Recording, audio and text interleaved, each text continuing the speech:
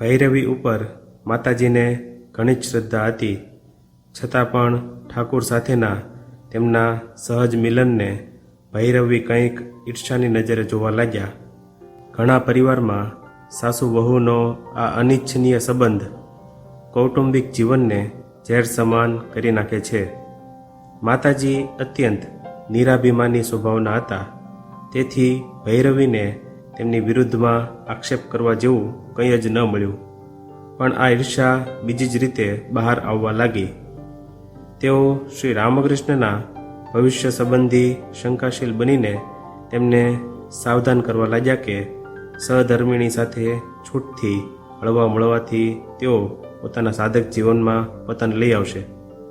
સિદ્ધગુરુ તોતાપુરીજીએ પ્રજ્વલિત અગ્નિસમા જે પુરુષને આ બાબતમાં નિશંક ચિત્તે સંપૂર્ણ સ્વાધીનતા આપેલ, તેમને જ સ્નેહપરાયણ બ્રાહ્મણી પોતાની દેખરેખમાં રાખી તેમની રક્ષા કરવા તૈયાર થયા. તેઓ સમજી ન શક્યા કે આ વૃથા પ્રયત્નમાં તેઓ જ બળી મરશે. તેઓએ જોવા છતાં પણ ન સમજી શક્યા કે આ કિશોરી શારદા દેવી ક્રમે ક્રમે શ્રી રામકૃષ્ણની સાધનાની ઉત્તરાધિકારીણી તરીકે જગતમાં માતૃત્વના મહિમાનો પ્રચાર કરવા માટે તૈયાર થઈ રહ્યા છે, અને લીલામય શ્રી રામકૃષ્ણ પણ તે સમજીને સહધર્મિણીને તે મુજબ તૈયાર કરે છે. આ ઉચ્ચ ભાવ અંતરમાં ન આવવાથી ભૈરવી પોતે મર્મ પીડા ભોગવવા લાગ્યા અને બીજાઓને પણ પીડા આપવા લાગ્યા.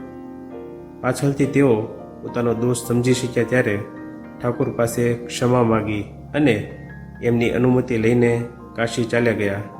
આ પછીથી ભૈરવી સાથે માતાજીની લીલાનો કોઈ સંબંધ ન રહ્યો. ભૈરવીની વિદાય પછી શ્રી રામકૃષ્ણ દક્ષિણેશ્વર પાછા ફર્યા અને માતાજી પણ 7 મહિના સુધી ઠાકુરના પવિત્ર સાનિધ્યમાં અનુપમ આનંદ મેળવી માક્ષરમાં જયરામ વાટી ચાલ્યા આવ્યા. આ ઉલ્લાસની ઉપલબ્ધિથી તેમના હલનચલન વગેરે બધા આચરણમાં જાણે એક પરિવર્તન આવ્યું.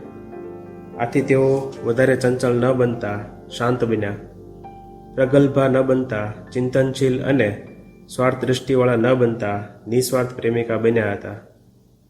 અંતરથી દરેક જાતની અભાવની ભાવના દૂર કરીને માનવ માત્રના દુઃખ દર્દ સાથે સંવેદના ધરાવતા બની ગયા હતા. આથી જ ક્રમે ક્રમે તેઓ કરુણાની સાક્ષાત પ્રતિમારૂપ બની ગયા.